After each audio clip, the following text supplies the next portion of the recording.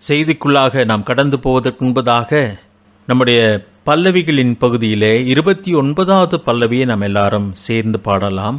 இயேசுவின் பின்னே போக துணிந்தேன், பின்னோக்கே நான், பின்னோக்கே நான்.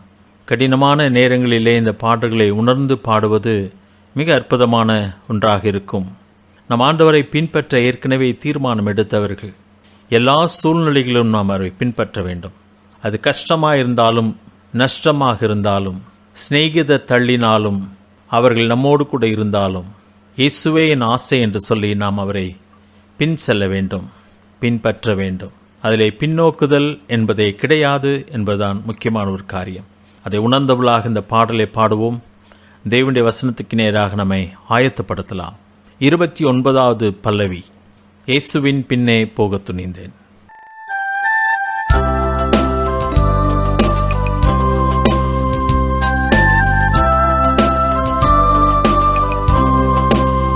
இயேசுவின் பின்னே போக துணிந்தேன், இயேசுவின் பின்னே போக துணிந்தேன், இயேசுவின் பின்னே போக துணிந்தேன்.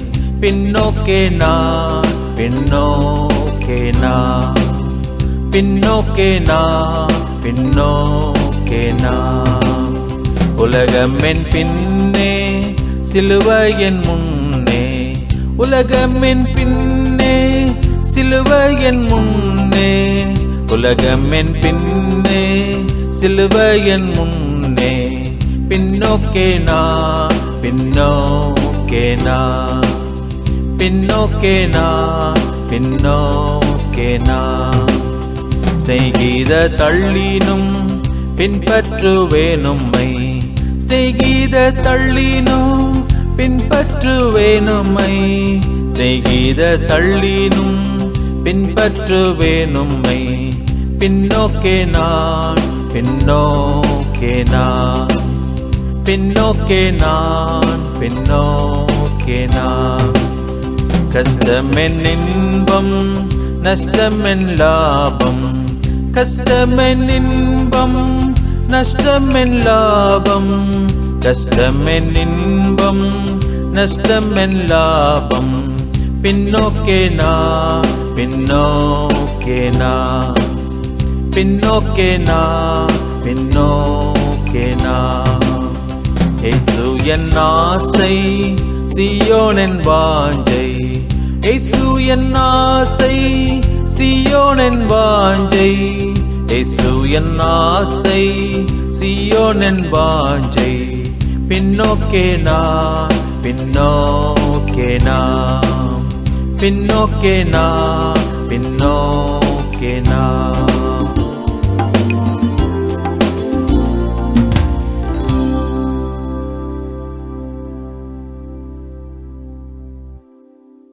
இந்த நாளிலே தனி மனித அழைப்பு என்ற தலைப்பின் கீழாக உங்களோடு கூட சில காரியங்களை நான் பகிர்ந்து கொள்ள விரும்புகிறேன்.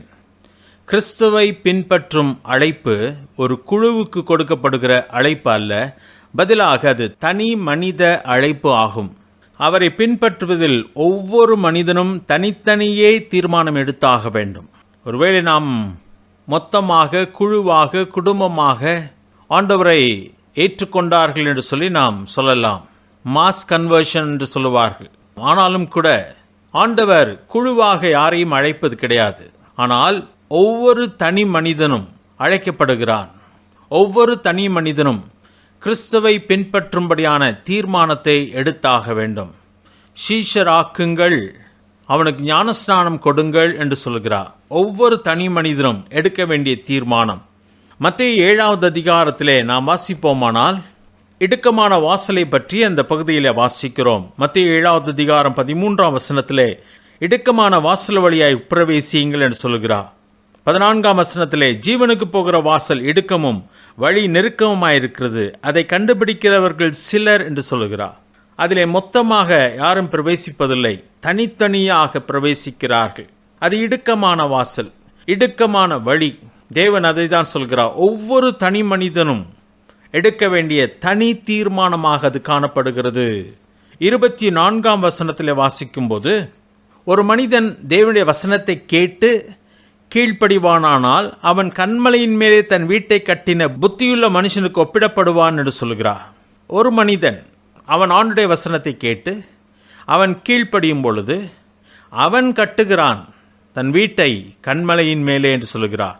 கேட்டு கீழ்ப்படியாதவனோ மணலின் மேல் தன் வீட்டை கட்டுகிறவனுக்கு ஒப்பாக இருக்கிறான், புத்தியில்லாத மனிதனுக்கு ஒப்பாக இருக்கிறான்.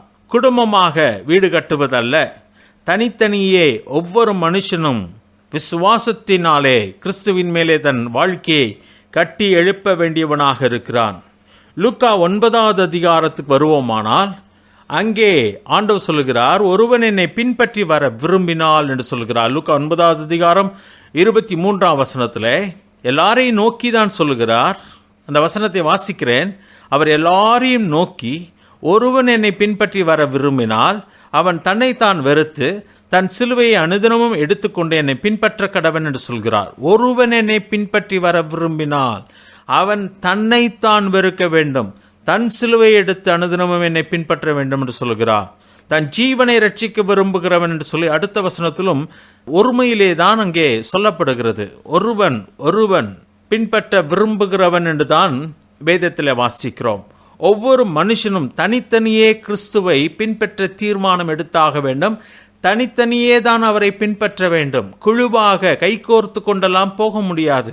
ஒருவேளை கணவன் ஏற்றுக்கொள்ளும் பொழுது மனைவியும் ஏற்றுக்கொள்ளலாம், பெற்றோர் ஏற்றுக்கொள்ளும் பொழுது பிள்ளைகள் ஏற்றுக்கொள்ளலாம், குழுவாக கூட ஏற்றுக்கொள்ளலாம், குழுவாக சேர்ந்து செல்வது போல இருக்கலாம். ஆனால் கிறிஸ்தவ வாழ்க்கை என்று வரும் பொழுது ஒவ்வொரு தனி மனிதனும் கிறிஸ்துவை பின்பற்ற வேண்டும். அவன் தீர்மானம் எடுக்க வேண்டும். அவருக்கு கீழ்ப்படிய வேண்டுமா வேண்டாமா என்று சொல்லி தனிப்பட்ட முறையிலே அவன் கீழ்ப்படுகிறான். 1 கொரிந்தியர் 3வது அதிகாரத்துக்கு வருவோமானால் 13ஆம் வசனத்திலே வாசிக்கும் பொழுது, அவனவனுடைய வேலைப்பாடு வெளியாகும், நாளானது அதை விளங்க பண்ணும் என்று சொல்கிறார். அதன் மேல் ஒருவன் கட்டினது நிலைத்தால் அவன் கூலியை பெறுவான் என்று சொல்லி 14ஆம் வசனத்திலே வாசிக்கிறோம். 15ஆம் வசனத்திலே ஒருவன் கட்டினது வெந்து போனால் அவன் நஷ்டமடைவான், அவனோ ரட்சிக்கப்படுவான், அதுவும் அக்கினியில் அகப்பட்டு தப்பினது போல இருக்கும் என்று சொல்லி ஒருவனை பற்றி தான் அங்கே வாசிக்கிறோம். தன்னுடைய விசுவாச வாழ்க்கையிலே அவன் கிறிஸ்துவின் மேலே தன் வாழ்க்கையை கட்டி எழுப்ப வேண்டுமே, அதுவும் குழுவாக செய்யப்பட முடியாது, தனித்தனியே செய்யப்பட வேண்டிய ஒரு காரியம். இன்னொரு காரியத்தை நான் உங்களுக்கு எடுத்து காட்ட விரும்புகிறேன். எபிரேயர் 12வது அதிகாரம் 1 வசனம் நமக்கு நன்றாய் தெரிந்த வசனம்தான். ஒருவேளை அங்கே நமக்கு என்று சொல்லி மொத்தமாய் சொல்லப்பட்டது போல இருக்கிறது. நமக்கு நியமித்திருக்கிற ஓட்டத்தில் பொறுமையோடே ஓடக்கடவோம் என்று சொல்லி 1 வசனத்தினுடைய கடைசி பகுதியிலே வாசிக்கிறோம். நமக்கு நியமித்திருக்கிற ஓட்டத்தில் பொறுமையோடே ஓடக்கடவோம். ஒரு மனிதனுக்கு தான் ஒரு ட்ராக் கொடுக்கப்படும், குழுவாக ஓடுவதற்கு அல்ல. இந்தியாவிலிருந்து ஒலிம்பிக்கிலே ஓடுவார்களானால் 2 பேர் 3 பேர் ஓடினாலும் கூட தனித்தனி வரிசையில தான் அவர்கள் ஓட வேண்டும். அவர்களுக்கு நியமிக்கப்பட்ட ஓட்டம் உண்டு, தனித்தனியே ஓடியாக வேண்டும். அப்படியானால் என்னுடைய வெற்றிக்கு, என் கிறிஸ்தவ வாழ்க்கையின் தோல்விக்கு வேறு யாரையும் காரணம் காட்ட முடியுமா என்று சொன்னால் முடியாது. ஆதாமினிடத்தில் ஆண்டு கேட்கிறார், ஏன் நான் வேண்டாம் என்று சொன்ன பழத்தை நீ சாப்பிட்டா என்று சொல்லி கேட்டார். நீர் எனக்கு கொடுத்த ஸ்திரீதான் அதை கொடுத்தால் நான் சாப்பிட்டேன் சொல்லி ஏவாள் மேலே குற்றத்தை போட பார்க்கிறான். ஆண்டவர் அதற்கு செவி சாய்க்கவில்லை. ஆதாமினிடத்திலே ஆண்டவர் சொல்லி இருந்தார் சாப்பிடாதே என்று சொல்லி. ஆதாம் அதற்கு கீழ்ப்படிந்து ஆக வேண்டும். அவன் தனியே தீர்மானம் எடுத்தாக வேண்டும். மனைவி தவறு செய்தால் கணவனும் தான் தவறு செய்துதான் ஆக வேண்டும் என்று சொல்லி ஒன்றுமில்லை. கணவன் தவறு செய்தால் மனைவியும் தவறு செய்துதான் ஆக வேண்டும் என்று சொல்லி ஒன்றுமில்லை. ஆண்டவர் சொல்லுகிறார், பாவம் செய்கிற ஆத்துமா சாகும் என்று சொல்லுகிறார். பிதாக்கள் திராட்சை காய்களை தின்றார்கள், பிள்ளைகளின் பற்கள் கூசி போயிற்று என்று சொல்லி பழைய ஏற்பாட்டிலே பழமொழி இருந்ததாம். அதாவது பிதாக்கள் பாவம் செய்தார்கள், அதனுடைய விளைவை பிள்ளைகள் அனுபவித்தார்கள் என்று சொல்லி சொல்லத்தக்கதான ஒரு பழமொழி. ஆண்டு சொல்கிறார், அந்த பழமொழி இனிமேல் சொல்லப்படக்கூடாது. பாவம் செய்கிற ஆத்துமா சாகும். ஒரு மனிதன் கீழ்ப்படிந்தால் அதனுடைய விளைவை அவன் அனுபவிப்பான். ஒரு மனிதன் பாவம் செய்தால் அந்த விளைவை அவன் அனுபவிப்பான். ஒவ்வொரு மனுஷனுடைய தீர்மானத்திற்கும் அவன்தான் காரணம், பொதுவான காரணம் இல்லை. தேவனுக்காக தனித்தனியே செயல்படும்படியாகவே அழைக்கப்பட்டிருக்கிறோம். இந்திய தேசத்தின் சபைகளுக்கு இவ்வளவு சீக்கிரமாய் நெருக்கடி வரும் என்று சொல்லி நான் எதிர்பார்க்கவில்லை. நெருக்கடிகள் வரப்போகிறது என்பது தெரியும். ஆனால் இவ்வளவு சீக்கிரமாக சில காரியங்கள் எழும்பும் என்று சொல்லி நான் எதிர்பார்க்கவில்லை. ஆனால் அது எழும்பிக் கொண்டிருக்கிறது. யோகாசனம் என்று சொன்னார்கள். அதிலே சூரிய நமஸ்காரத்தை புகுத்தினார்கள். கைத்தட்டு என்று சொன்னார்கள். அதோடு கூட மணியும் சேர்த்து அடியுங்கள் என்று சொன்னார்கள். இப்பொழுது மெழுகுவர்த்தி என்று சொல்லியிருக்கிறார்கள். ஆனால் விளக்கையும் சேர்த்து பிடிக்கும்படியாய் சொல்லியிருக்கிறார்கள். அடுத்ததாக நம்மை மொட்டையடிக்க சொல்லப் போகிறார்களோ என்னவோ தெரியவில்லை. ஆட்டை கடித்து மாட்டை கடித்து மனுஷனை கடிக்க வந்து விட்டார்கள். நாம் சுதாரிக்க வேண்டும். நாம் பிரித்தெடுக்கப்பட்டவர்கள், நாம் வித்தியாசமானவர்கள். நம்முடைய குடியிருப்பு பரலோகத்தில் இருக்கிறது. நாம் இந்த உலகத்தின் மக்களைப் போல அழைக்கப்பட்டவர்கள் அல்ல. நம்முடைய மாதிரி கிறிஸ்துவாக இருக்கிறார். நான் பரிசுத்தராகியால் நீங்களும் பரிசுத்தராயிருங்கள். உங்களை அழைத்தவர் பரிசுத்தராகியால் நீங்களும் உங்கள் செய்கள் எல்லாவற்றிலேயும் பரிசுத்தராயிருங்கள் என்று சொல்லி தேவன் நம்மை அழைத்திருக்கிறார். வேறு பிரித்தெடுத்திருக்கிறார். மறந்து போக வேண்டாம். இந்த உலகத்தின் வேஷத்தை நாம் தரிக்க முடியாது. உலகத்தை விட நாம் வித்தியாசமானவர்கள் என்பதை மறந்து போக வேண்டாம். 1 கொரிந்தியர் 6வது அதிகாரத்திலே மிக தெளிவாக ஆண்டவர் சொல்லுகிறார், அநீதிக்கும் நீதிக்கும் சம்பந்தமேது, ஒளிக்கும் இருளுக்கும் ஐக்கியமேது, கிறிஸ்துவுக்கும் பேலியாளுக்கும் இசைவேது, அவிசுவாசியுடனே விசுவாசிக்கு பங்கேது என்று சொல்கிறார். ஆண்டவர் தெளிவாய் சொல்லுகிறார். 17ஆம் வசனத்திலே வாசிக்கும் பொழுது 2 கொரிந்தியர் 6வது அதிகாரம் 17ஆம் வசனத்திலே, நீங்கள் அவர்கள் நடுவிலிருந்து புறப்பட்டு பிரிந்து போய் அசுத்தமானதை தொடாதிருங்கள் என்று சொல்லி கர்த்தர் சொல்கிறார். முழுமையாக பிரிந்து வரும்படியாக தேவன் நம்மை அழைத்திருக்கிறார். நம்முடைய அழைப்பு வித்தியாசமானது. உலகத்தின் மக்கள் ஒரு காரியத்தை ஒரு விதமாக செய்வார்களானால் நிச்சயமாக நாம் வித்தியாசமாக தான் செய்து ஆக வேண்டும். அவளைப் போல செய்ய முடியாது. அவர்கள் நமக்கு மாதிரியாக இருக்க முடியாது. நாம் கிறிஸ்துவை மட்டுமே, வேதாகமத்தை மட்டுமே மாதிரியாக எடுத்து ஆக வேண்டும். தேவன் அப்படிதான் நம்மை எடுக்க சொல்லியிருக்கிறார். இன்றைக்கு மாலையிலே 9 மணிக்கு 9 நிமிஷம் வெளிச்சத்தை எல்லாம் அணைத்துவிட்டு மெழுகுவர்த்தியை பிடியுங்கள், விளக்கு ஏற்றுங்கள் என்று சொல்லுகிறார்கள். இது எல்லாமே இந்து வேதத்தோடு கூட சம்பந்தப்பட்ட காரியங்கள். கடந்த முறை கைத்தட்டு மணியடி என்று சொன்னார்களே, மணியடிப்பதெல்லாம், தட்டை தட்டி சத்தம் எழுப்புவதெல்லாம் பூஜைக்கு பின்பதாய் செய்யப்படுகிற ஒரு காரியம். இதை அநேகர் நாம் அறிகிறதில்லை. பிசாசு இப்படிதான் மற்ற சமயங்களில் உள்ள பழக்க வழக்கங்களை நமக்குள்ளே கொண்டு வருகிறான். அது உள்ளே வருவது தெரியாமலே உள்ளே வந்துவிடும். இந்த மெழுகுவர்த்தி என்று சொன்னவுடனே சிலர் மெழுகுவர்த்தி வெளிச்ச ஜபம் என்று சொல்லி, கேண்டில் லைட் பிரேயர் என்று சொல்லி அந்த 9 மணிக்கு ஒழுங்கு செய்து விட்டார்கள். அதை பெரிதாக அதை யோசிக்கவில்லை. ஆனால் நானும் நீங்களும் இதிலே தெளிவான தீர்மானத்தை எடுத்து ஆக வேண்டும். இதில் என்ன தப்பு இருக்கிறது என்று சொல்லலாம். இப்படிதான் பிசாசு முழுமையாக உள்ளே நுழைகிறவனாயிருக்கிறான். நாம் இந்த சூழ்நிலையில்தான் வேறு பிரிக்கப்பட்டவர்கள் என்பதை உலகத்துக்கு காண்பித்து ஆக வேண்டும். எங்கள் தேவன் வேறொருவர் என்பதை காட்ட வேண்டும். நாங்கள் இப்படிப்பட்ட காரியங்களை நம்புகிறதில்லை என்று சொல்லி தெளிவாக சொல்லி ஆக வேண்டும். இந்த நாளிலே உங்களோடு கூட சேர்ந்து தேவனுக்காக தனித்து நின்று செயல்பட்ட மனிதர்களை இந்த நாளிலே நாம் பார்க்கலாம் என்று சொல்லி விரும்புகிறேன். முதலாவதாக நாம் எடுத்துக்கொள்ளலாம். ஆதியாகமம் 12வது அதிகாரத்திலே தன்னுடைய அழைப்பிலே தனித்து நின்று புறப்பட்ட ஆபிரகாமை பற்றி நாம் யோசித்து ஆக வேண்டும். ஆபிரகாம் தனித்து புறப்பட்டானா? ஆபிரகாமோடு கூட சாராள் இருந்தாளே, லோத் இருந்தானே, வேலைக்காரர்கள் இருந்தார்களே என்று சொல்லி நீங்கள் நினைக்கலாம். ஆனால் ஆபிரகாம் புறப்பட்டதினாலே அவர்கள் எல்லாரும் புறப்பட்டார்கள். ஆபிரகாம் புறப்படாமல் இருந்திருந்தால் யாருமே புறப்பட்டிருக்க மாட்டார்கள். அழைப்பு வந்தது ஆபிரகாமுக்கு தான். ஆபிரகாம் தான் தீர்மானம் எடுக்க வேண்டியவனாக இருக்கிறான். அந்த தீர்மானத்திலே மிக முக்கியமான ஒரு காரியம், தகப்பனுடைய வீட்டை விட்டு, தன் ஜனத்தை விட்டு, தன் தேசத்தை விட்டு அவன் புறப்பட வேண்டும். எல்லாவற்றையும் விட்டு தன்னந்தனியாக புறப்பட வேண்டும். தனி ஒரு மனிதனாக அவன் புறப்படுகிறான். மனைவி கூட வருகிறாள், லோத்து கூட வந்தான், வேலைக்காரர்கள் கூட வந்தார்கள். அது ஆபிரகாமுக்கு சொந்தமானவைகள் கூட வந்தது. ஆனால் தீர்மானம் எடுத்தது யார் என்று சொல்லி பார்த்தால் ஆபிரகாம் அந்த தீர்மானத்தை எடுக்கிறான். இந்த காரியம்தானே நம்மில் அநேகருடைய வாழ்க்கையிலே உண்மையாயிருக்கிறது. மனைவி ஆண்டவரை அறிந்தவளாக உள்ளே வருகிறாள். கணவனோ வரவில்லை. கணவன் வருகிறான், மனைவி வரவில்லை. பெற்றோர் வருகிறார்கள், பிள்ளைகள் வரவில்லை. பிள்ளைகள் வருகிறார்கள், பெற்றோர் வரவில்லை. அநேக காரியங்களை விட்டுவிட்டு ஆண்டவருக்காக தீர்மானம் எடுத்து வருகிற மனிதர்கள் இன்றைக்கும் உண்டு. அதே போலதான் ஆண்டவர் ஆபிரகாமை ஆசீர்வதிப்பேன், வா நான் காண்பிக்கிற தேசத்துக்கு போ என்று சொல்லுகிறார். உன்னை பெரிய ஜாதியாக்குவேன், உன்னை ஆசீர்வதிப்பேன், உன் மூலமாய் உலகத்தில் உள்ள ஜாதிகள் எல்லாம் ஆசீர்வதிக்கப்படும் என்று சொல்லி அழைத்தாரே, அப்பொழுது தீர்மானம் எடுக்க வேண்டியது ஆபிரகாமாய் இருந்தது. அவன் தன்னந்தனியாக நின்று அந்த தீர்மானத்தை எடுத்தான்.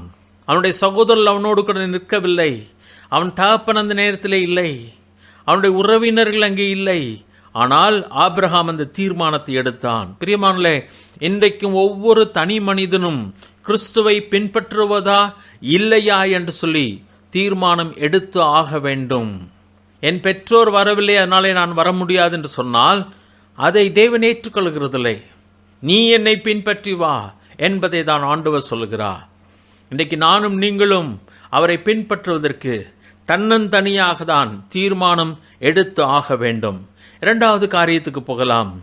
சோதனையிலே தனித்து நின்று ஜெயித்த ஆபிரகாமை 22வது அதிகாரத்திலே நாம் வாசிக்கிறோம். ஆபிரகாமை தேவன் சோதிக்கிறார். அநேக கடினமான பாதைகளிலே ஏற்கனவே ஆபிரகாம் கடந்து வந்து விட்டான். இப்பொழுது ஆண்டவர் ஆபிரகாமை சோதிக்கிறார். ஆபிரகாம் இடத்திலே வருகிறார். 22வது அதிகாரம் 2வது வசனத்திலே வாசிக்கும் பொழுது, அப்பொழுது அவர், உன் புத்திரனும் உன் ஏகசுதனும் உன் நேசகுமாரனுமாகிய ஈசாக்கை நீ இப்பொழுது அழைத்து கொண்டு மோரியா தேசத்துக்கு போய் அங்கே நான் உனக்கு குறிக்கும் மலைகள் ஒன்றின் மேல் அவனை தகன பலியாக பலியிடு என்றார். ஆண்டவர் உங்கள் புத்திரன் உங்கள் ஏகசுதன் அப்படிலாம் சொல்லவில்லை. உன் புத்திரனும் உன் ஏகசுதனும் நீ அவனை பலியிடு என்று சொல்கிறார் ஆண்டவர். ஆபிரகாமிடத்திலே தேவன் சொன்ன காரியம், ஆபிரகாம் கீழ்ப்படிய வேண்டியதாக இருந்தது. அதிலே அவன் அந்த சோதனையிலே ஜெயிக்க வேண்டியவனாக இருக்கிறான். தன் மனைவியினிடத்திலே கூட சொல்ல முடியாது, அவளிடத்திலே உத்தரவு வாங்க முடியாது. காரணம், அவள் அதை ஏற்றுக்கொள்ள முடியாது என்பது அவனுக்கு தெரியும். இது தேவன் என்னிடத்திலே கேட்ட காரியம், நான் அதை தேவனுக்கு கொடுத்துதான் ஆக வேண்டும் என்பதை சொல்கிறார். தன் மகனிடத்திலே கூட முன்பு சொல்லவில்லை. அவன் அந்த நேரத்திலே அதை புரிந்து கொள்ள முடியாது என்பதனாலே அவனிடத்திலே கூட சொல்லி அவனை அழைத்து கொண்டு போகவில்லை. வழியிலே கேட்கிறான், அப்பா நெருப்பு இருக்கிறது, விறகு இருக்கிறது, கத்தி இருக்கிறது, எல்லாமே இருக்கிறது, ஆனால் பலிக்கான ஆட்டுக்குட்டி எங்கே என்று கேட்ட பொழுது கூட ஆபிரகாம் சொல்கிறார், கர்த்தர் அதை பார்த்து கொள்வார் என்று சொல்லி. யாரிடத்திலும் ஆலோசனை கேட்க முடியாது, யாரிடத்திலும் ஆறுதலும் பெற்றுக்கொள்ள முடியாது. தன்னந்தனியாக அந்த சோதனையிலே 3 நாட்கள் நடக்கிறான். வேலைக்காரர்களுக்கு அது விளங்க முடியாது, மகனுக்கு புரிந்து கொள்ள முடியாது, மனைவியால் ஏற்றுக்கொள்ள முடியாது. ஆனால் ஆபிரகாம் கீழ்ப்படிந்துதான் ஆக வேண்டும். தன்னந்தனியாக நின்று ஆண்டவருக்கு அவன் கீழ்ப்படுகிறவனாக இருக்கிறான். அதுதானே உண்மை. இன்றைக்கு நம்முடைய வாழ்க்கையில கூட அநேக இடத்திலே ஆண்டவருக்கு நாம் கீழ்ப்படியாமல் போகிறது காரணம் என்னன்னு சொன்னால், அவர்கள் ஒத்துக்கொள்ளவில்லை, இவர்கள் ஒத்துக்கொள்ளவில்லை என்று சொல்லி. ஒருவன் கூட ஆண்டவரை பின்பற்றி வர விரும்பினான், ஆனால் வீட்டிலே அனுப்புவித்துக் கொண்டு வருவேன் என்று சொல்கிறார். ஆண்டவர் அதை ஒத்துக்கொள்ளவில்லை. நீ வா, நீ என்னை பின்பற்றி வா, என் தகப்பனை அடக்கம் பண்ணிவிட்டு வருகிறேன் என்று சொல்கிறார். ஆண்டவர் சொல்கிறார், மரித்தோர் தங்கள் மரித்தோரை அடக்கம் பண்ணட்டும், நீ என்னை பின்பற்றி வா என்று சொல்கிறார். ஆண்டவர் தனி மனிதனை எனக்கு கீழ்ப்படி என்று சொல்லி சொல்லுகிறார். அவன் கீழ்ப்படிந்து ஆக வேண்டும். தனி மனிதனாக ஜெயிக்கிறான் ஆபிரகாம். 3வது காரியத்துக்கு போகலாம். பாவத்திற்கு விரோதமாக தனித்து நின்று போராடிய யோசேப்பை 39வது அதிகாரத்திலே வாசிக்கிறோம். ஆதியாகமம் 39வது அதிகாரத்திலே வரும்பொழுது 9ஆம் வசனத்திலே அவன் சொல்கிறான். ஆதியாகமம் 39வது அதிகாரம் 9ஆம் வசனத்துடைய கடைசி பகுதியிலே சொல்கிறான், நான் இத்தனை பெரிய பொல்லாங்குக்கு உடன்பட்டு தேவனுக்கு விரோதமாய் பாவம் செய்வது எப்படி என்றான். நாம் என்று சொல்லவில்லை. அவன் போத்திப்பாரின் மனைவியை சேர்த்து கொள்ளவில்லை. நான் என்று சொல்கிறான். தனிப்பட்ட விதத்தில் நீ செய்யலாம், நீ எஜமாட்டியாயிருக்கலாம், அதை பற்றியெல்லாம் நான் ஒன்று சொல்ல முடியாது, ஆனால் நான் இதை செய்ய முடியாது. எல்லாரும் செய்யலாம், எல்லாரும் இதை பாவம் இல்லை என்று சொல்லலாம், இதெல்லாம் ஒன்றுமே இல்லை என்று சொல்லி உலகமே நினைக்கலாம். ஆனால் நான் அதை செய்ய முடியுமா என்று சொன்னால், யோசேப்பு சொல்கிறான், நான் இத்தனை பெரிய பொல்லாங்குக்கு உடன்பட்டு தேவனுக்கு விரோதமாய் பாவம் செய்வது எப்படி என்றான். தனிப்பட்ட முறையிலே அவன் பாவத்துக்கு விரோதமாய் நின்று போராடி ஜெயிக்கிறான். தற்சமயத்தில் அவன் ஜெயித்தது போல காணப்படவில்லை. அவன் சிறைச்சாலைக்கு தான் அனுப்பப்பட்டான், அவன் தண்டிக்கப்பட்டான், அவன் அவமானப்படுத்தப்பட்டான். ஆனால் ஜெயித்தது யோசேப்பு தான், போத்திப்பாரின் மனைவி அல்ல. இன்றைக்கு கூட ஆண்டவருக்காக பரிசுத்தமாய் வாழ்வதற்கு போராட வேண்டியிருக்கிறதே. சில நேரத்திலே விசுவாசிகள் என்று சொல்லப்படுகிறவர்களே நம்மோடு கூட துணையாக நிற்பதில்லை, அவர்களே இதை தவறென்று நினைப்பதில்லை. ஆனால் இன்றைக்கு நான் ஆண்டவருக்கு கீழ்ப்படிய வேண்டுமானால் எது சரி எது தவறு என்பதை நான் குறித்து ஆக வேண்டும். பாவத்துக்கு விரோதமாய் நான் போராடி ஜெயிக்க வேண்டுமானால் நான் தனித்து நின்று நான் ஜெயித்து ஆக வேண்டும். இதான் உண்மையான ஒரு காரியம்.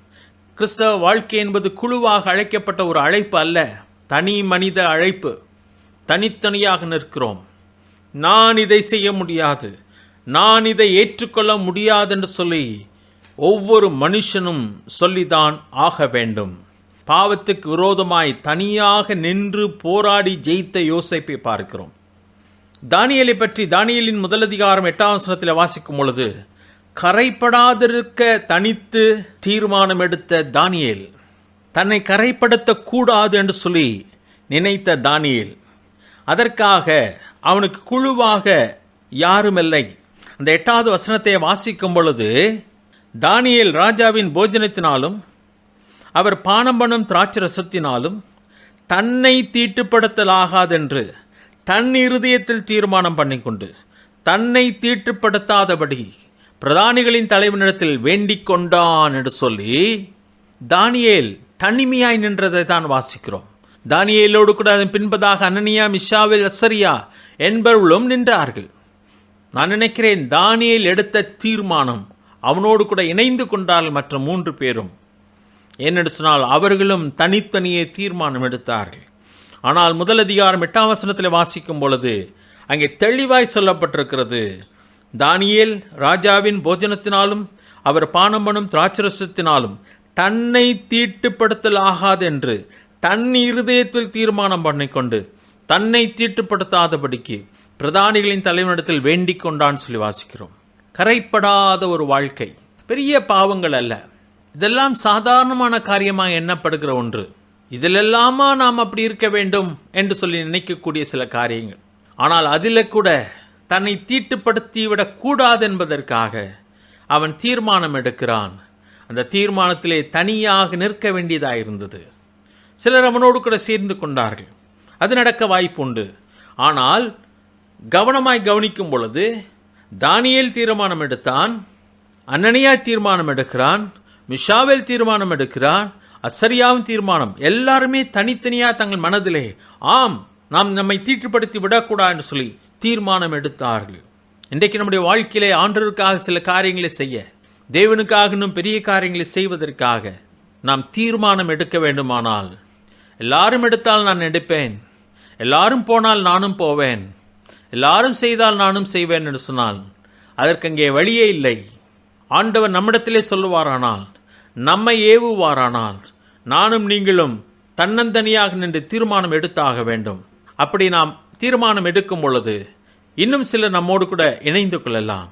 அதிலே தலைமையை வைப்பது தானியேலாக இருந்தான். தானியேலை இன்னும் அதிகமாக உயர்த்துகிறார்.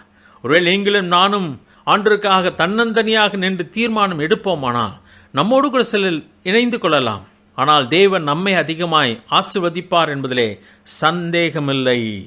தானியேலின் புத்தகம் 6வது அதிகாரத்திலே வாசிக்கும் பொழுது, தானியேல் தேவனுக்கு கீழ்ப்படிவதற்காக தனியாக நிற்க வேண்டியதாக இருந்தது. 6வது அதிகாரத்திலே தானியேலுடைய ஒரு பழக்கம் இருந்தது. அந்தி சந்தி மத்தியான வேளையிலே அவன் தினமும் 3 வேளை எருசலேமை நோக்கி ஜெபம் பண்ணினான். இஸ்ரவேலுக்காக, தங்களுடைய விடுதலைக்காக, அவன் தேசத்துக்காக ஜெபித்து கொண்டிருந்தான். அதிலே அவனை குற்றம் சாட்டும்படியாக ஒரு பயங்கரமான திட்டம் அங்கே வகுக்கப்பட்டது. ராஜாவை தவிர வேறு யாரையும் 30 நாளைக்கு வணங்கக்கூடாது என்று சொல்லி ராஜாவினிடத்திலே தந்திரமாக கையெழுத்தை பெற்றுவிட்டார்கள். அந்த 10வது வசனத்தை நான் வாசிக்க விரும்புகிறேன். தானியேலின் புஸ்தகம் 6வது அதிகாரம் 10வது வசனம். தானியேலோவென்றால் அந்த பத்திரத்துக்கு கையெழுத்து வைக்கப்பட்டதென்று அறிந்த போதிலும் தன் வீட்டுக்குள்ளே போய் தன் மேல் அறையிலே எருசலேமுக்கு நேராக பலகணிகள் திறந்திருக்க அங்கே தான் முன் செய்து வந்தபடியே தினமும் 3 வேளையும் தன் தேவனுக்கு முன்பாக முழங்கால் படியிட்டு ஜெபம் பண்ணி ஸ்தோத்திரம் செலுத்தினான். தன் கீழ்ப்படிதலை அவன் விட்டுவிட விரும்பவில்லை.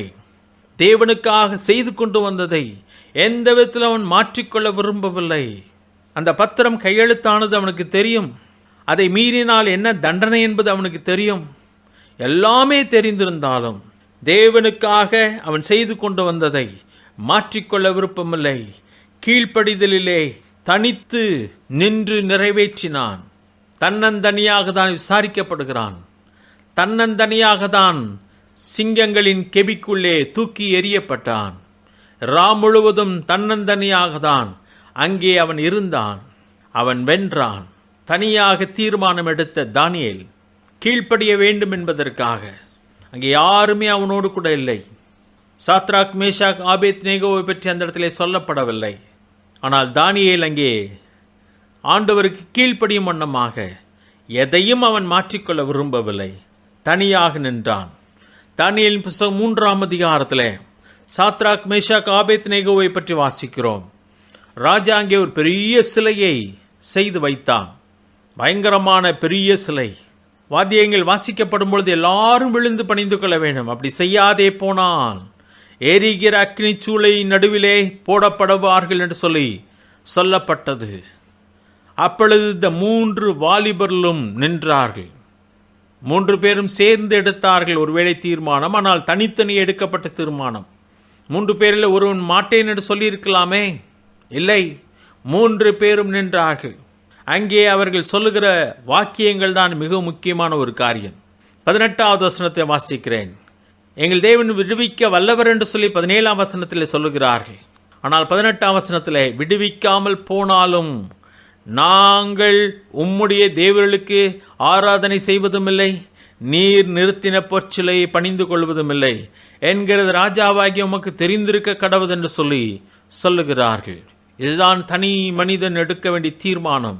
இந்த நாட்களிலே சபை எழுந்து தைரியமாய் நிற்க வேண்டிய ஒரு காரியம். இந்திய அரசாங்கத்துக்கும் பிரதமர் மோடி அவர்களுக்கும் சொல்ல வேண்டிய காரியம். இதை நாங்கள் செய்ய முடியாது. சூரிய நமஸ்காரம் நாங்கள் செய்ய முடியாது. பூஜைக்குரிய காரியங்களை எங்களால் செய்ய முடியாது. தேவனுடைய ஒழுங்குக்கு மாறானவைகளை நாங்கள் செய்ய முடியாது என்பதை நேரடியாய் சொல்ல வேண்டிய காலம் நெருங்கி வந்து கொண்டிருக்கிறது. தேவனுடைய பிள்ளைகள் அதற்கு நம்மை ஆயத்தப்படுத்தி ஆக வேண்டும். அதனாலே எந்த உபத்திரவங்கள் வந்தாலும் சரி, என்ன காரியங்கள் நிகழ்ந்தாலும் சரி, தனித்தனியாக நாம் அந்த தீர்மானத்தை எடுத்து ஆக வேண்டும்.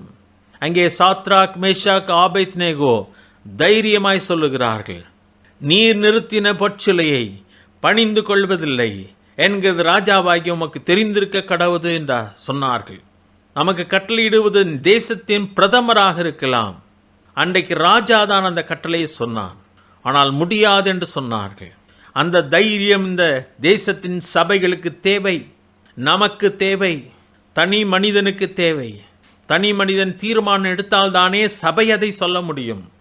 நாம் எடுக்க முடியுமா? ஆண்டவருக்காக நாங்கள் இதை தான் செய்வோம், இதை நாங்கள் செய்ய முடியாது என்று சொல்லி தெளிவாக நாம் சொல்லிதான் ஆக வேண்டும். ஆண்டவர் போராட சொல்லவில்லை, சண்டையிட சொல்லவில்லை, வாக்குவாதம் செய்ய சொல்லவில்லை. பதிலாக இதை நாங்கள் செய்வோம், இதை எங்களால் செய்ய முடியாது என்பதை தெளிவுபடுத்தி ஆக வேண்டும். கடைசியாக ஒரு மனிதனை உங்களோடு கூட பகிர்ந்து கொள்ள விரும்புகிறேன். அப்போஸ்தலனாகிய பவுல், அவர் அழைக்கப்பட்ட பொழுதும் தனிமையாக தான் அழைக்கப்படுகிறார். அன்றைக்கு அவனோடு கூட நின்ற யூத சமுதாயத்தை வெறுத்து தனியாக தீர்மானம் எடுக்கிறான். அவன் எடுத்த தீர்மானத்தினாலே யூத குலமே கலங்குகிறது. அவனை கொலை செய்ய பார்த்தார்கள். அப்பொழுது கடைசியாக அவன் வாழ்க்கையின் முடிவுக்கு வரலாம். கடைசி வரைக்கும் நாம் கிறிஸ்துவுக்காக நின்றுதான் ஆக வேண்டும். 2 தீமோத்தேயு 4வது அதிகாரம் 6வது வசனத்தை முதலாவதாக வாசிக்கிறேன். நான் இப்பொழுதே பானபலியாக வார்க்கப்பட்டு போகிறேன், நான் தேகத்தை விட்டு பிரியும் காலம் வந்தது என்று சொல்கிறார். பவுல் அங்கே மரணத்துக்கு நெருக்கமாய் நிற்கிறார். அவருடைய நேரம் வந்துவிட்டது என்பதை தெளிவாக அறிகிறார். நல்ல போராட்டத்தை போராடினேன், ஓட்டத்தை முடித்தேன், விசுவாசத்தை காத்து கொண்டேன் சொல்லி ஒருமையிலே தான் அங்கே பயன்படுத்துகிறார். நான் செய்தேன், ஓடினேன், காத்து கொண்டேன், தேகத்தை விட்டு பிரியும் காலம் வந்தது என்று சொல்லி தன்னை குறிப்பிடுகிறார். தன்னந்தனியாக நிற்கிறார். 16ஆம் வசனத்திலே வாசிக்கும் பொழுது பவுல் அதை தெளிவாய் சொல்கிறார். நான் முதல் விசை உத்தரவு சொல்ல நிற்கையில் ஒருவனும் என்னோடு கூட இருக்கவில்லை, எல்லாரும் என்னை கைவிட்டார்கள் என்று சொல்கிறார்.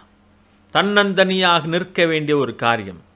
அழைப்பிலும் தனிமை, சோதனையிலும் தனிமை, பாவத்துக்கு விரோதமான போராட்டத்திலும் தனிமை, கரைப்படாத வாழ்க்கைக்காய் எடுக்கப்பட்ட தீர்மானத்திலும் தனிமை, கீழ்ப்படிவதிலும் தனிமையாய் எடுக்க வேண்டிய தீர்மானம், விசுவாசத்திற்காக நின்ற பொழுதும் அவர்கள் தனியாக நின்று தீர்மானம் எடுக்க வேண்டியதாக இருந்தது. இப்பொழுது ஆண்டவருக்காக ஜீவனை கொடுக்கிற நேரத்திலும் தனிமை. அதற்காக தான் நாம் அழைக்கப்பட்டிருக்கிறோம். என்னை பின்பற்றி வா என்று தான் ஆண்டு சொல்கிறார். நாம் ஆண்டவருக்காக சிலுவையை சுமக்க வேண்டுமானால் தனியாக தான் சுமக்க வேண்டும். எல்லாரும் சேர்ந்து சுமக்க முடியாது. என் சிலுவை வேறே, உங்கள் சிலுவை வேறே. ஆண்டவரிடத்தில் எதிர்பார்ப்பது வேறே, மற்றொரு எதிர்பார்ப்பது வேறே. எனக்கு கொடுக்கப்பட்ட பாடுகள் வேறே, உங்களுக்கு கொடுக்கப்பட்ட பாடுகள் வேறே. யாரும் என்னோடு கூட இல்லை என்று சொல்லி நான் என் ஓட்டத்தை நிறுத்திவிட முடியாது. என் ஓட்டத்திலே நான் பொறுமையோடு கூட ஓட வேண்டும். தேவன் எனக்கு கொடுத்த பணியை நான் தனியாக நின்று செய்து ஆக வேண்டும். தேவன் அதை தான் நம்மிடத்தில் எதிர்பார்க்கிறார். அதற்காகவே நானும் நீங்களும் அழைக்கப்பட்டவர்களாக இருக்கிறோம். இடுக்கமான வாசல் வழியாய் தனியாய் பிரவேசிக்க வேண்டும். புத்தியுள்ள மனிதனைப் போல தனியாக நின்று அந்த வீட்டை கட்டி ஆக வேண்டும். அவரை பின்பற்ற வேண்டுமானால் தனியாக நான் அவரை பின்பற்றி ஆக வேண்டும். என்னுடைய வேலைப்பாடு ஒரு நாளிலே வெளியாக்கப்படும், சோதிக்கப்படும். இதைதான் தேவன் நம்மிடத்தில் எதிர்பார்க்கிறார். ஆயத்தமாக இருக்கிறோமா? நாட்கள் நெருங்கி கொண்டிருக்கிறது. கூட்டமாக தீர்மானம் எடுக்க முடியாது. தன்னந்தனியாக தீர்மானம் எடுக்க வேண்டும். ஒருவேளை தேவன் நம்மோடு கூட சேர்ந்து அந்த கஷ்டத்திலே பயணிக்க சில நபர்களை நமக்கு கொடுக்கலாம். ஆனால் தீர்மானம் தனித்தனியாக தான் எடுத்தாக வேண்டும். நம்முடைய நண்பரிடத்திலே நாம் சொல்லித்தான் ஆக வேண்டும். ஐயா, நான் இதை செய்ய முடியும், இதை செய்ய முடியாது என்று சொல்லி ஆண்டவர் அதை எதிர்பார்க்கிறார். மனுஷனுக்கு முன்பதாக என்னை மறுதலிக்கிறவனை நானும் தேவதூதலுக்கு முன்பதாக மறுதலிப்பேன் என்று சொல்கிறார். நான் அறிக்கை செய்து ஆக வேண்டும், தனியாக நின்று. தேவன் அதை எதிர்பார்க்கிறார். நம்மை ஆயத்தப்படுத்துவோம். வரப்போகிற கடினமான நாட்களுக்கு ஆயத்தமாவோம். பயந்து விட்டு ஓடி போக முடியாது. பயத்தினாலே நாம் பணிந்து போக முடியாது. கிறிஸ்துவை நாம் மறுதலிக்க முடியாது. கிறிஸ்துவுக்காக நின்று ஆக வேண்டும். எது சரியோ அதை தான் செய்ய வேண்டும். எது தேவனுக்கு பிரியமோ அதை மட்டுமே நான் செய்ய முடியும். தேவனர் கொடுத்திருக்கிற கட்டளையை மட்டும்தான் நான் கை கொள்ள வேண்டும். தேவனுக்கு பிரியமில்லாத நான் செய்ய முடியாது. இந்த காரியத்துக்காக நம்மை ஆயத்தப்படுத்துவோமா? ஆண்டிடத்திலே கேட்கலாம். தேவன் நம்மோடு கூட இருக்கிறார். யோசேப்போடு கூட தேவன் இருந்தார். ஆபிரகாமோடு கூட தேவன் இருந்தார். தானியேலோடு கூட தேவன் இருந்தார். மரண இருளின் பள்ளத்தாக்கில் நடந்தாலும் பொல்லாப்புக்கு பயப்படேன், தேவரீர் என்னோடு கூட இருக்கிறேன்னு சொல்லி தாவீது அழகாய் குறிப்பிடுகிறதை பார்க்கிறோம். தேவன் நம்மோடு கூட இருக்கிறார். அவர் ஒருவர் போதாதா நமக்கு? நம்முடைய நண்பர்கள் தேவை நமக்கு, நம்முடைய குடும்பத்தாரா நமக்கு தேவை. அவர் நம்மோடு கூட இருப்பாரானால் இந்த பூமியே நம்மை விட்டு விலகினாலும் அதை பற்றி நமக்கு கவலை இல்லை என்பதை நாம் புரிந்து கொள்ள வேண்டும். நம்மை ஆயத்தப்படுத்துவோம். நம்முடைய ஓட்டத்தில் வெற்றி பெற தேவன் தாமே நமக்கு உதவி செய்வாராக. செய்திக்கு முன்பதாக பாடின அதே பாடலை நாம் மறுபடியுமாக எல்லாரும் சேர்ந்து பாடலாம் என்று சொல்லி நான் விரும்புகிறேன். பல்லவிகளின் பகுதியிலே 29வது பல்லவியை நாம் எல்லாரும் சேர்ந்து பாடலாம். இயேசுவின் பின்னே போக துணிந்தேன், பின்னோக்கே நான் என்பதை அர்த்தத்தோடு கூட நாம் சேர்ந்து பாடுவோம். அதுக்கு பின்பதாக ஜெபத்துக்கு கடந்து போகலாம்.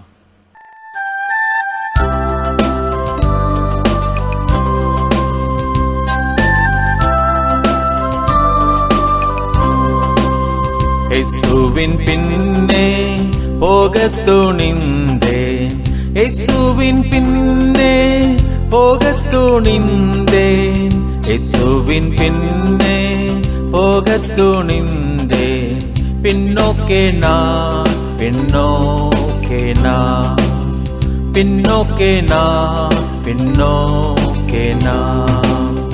உலகம் என் பின்னே, சிலுவை என் முன்னே. உலகம் என் பின்னே, சிலுவை என் முன்னே. உலகம் என் பின்னே, சிலுவை என் முன்னே.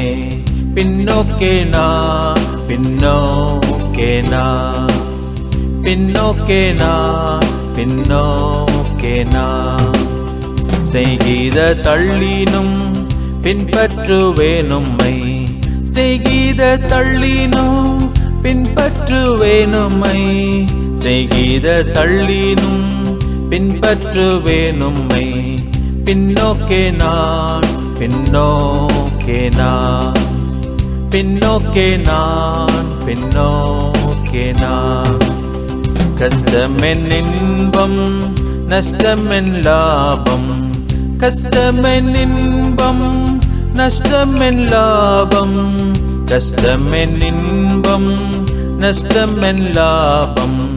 பின்னோக்கே நான், பின்னோக்கே நான், பின்னோக்கே நான், பின்னோக்கே நான். இயேசு என் ஆசை, சீயோனின் வாஞ்சை. இயேசு என் ஆசை, சீயோனின் வாஞ்சை. இயேசு என் ஆசை, சீயோனின் வாஞ்சை. பின்னோக்கே நான், பின்னோக்கே நான், பின்னோக்கே நான், பின்னோக்கே நான்.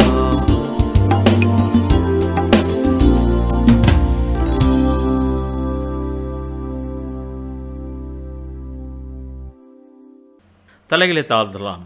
எங்களை நேசிக்க நல்ல ஆண்டவரே, உம்முடைய அழைப்பை நாங்கள் சரியாய் புரிந்து கொள்ள கிருபை தாரும். வரப்போகிற நாட்கள் கடினமான நாட்களாக இருக்கப் போகிறது என்பது எங்களுக்கு தெளிவாய் தெரிகிறது. ஆண்டவரே, எங்களுடைய நிலை என்ன என்பதை நாங்கள் எங்களை சுற்றி இருக்கிற மக்களுக்கு தெளிவுபடுத்த கிருபை தாரும். எதை செய்வோம், எதை செய்ய மாட்டோம், எது எங்கள் தேவனுக்கு பிரியம், எது எங்கள் தேவனுக்கு பிரியம் அல்ல என்பதை நாங்கள் தெளிவாக வெளிப்படுத்த வேண்டிய காலம் வந்துவிட்டது. அதை நாங்கள் தைரியமாய் செய்ய எங்களுக்கு கிருபை தாரும். தனியாக நிற்கதான் எங்களை அழைத்திருக்கிறீர் ஆண்டவரே. நாங்கள் அதற்கு ஆயத்தப்பட கிருபை தாரும். தேவனுடைய பிள்ளைகள் ஒவ்வொருவரும் அதை புரிந்து கொள்ள கிருபை தாரும்.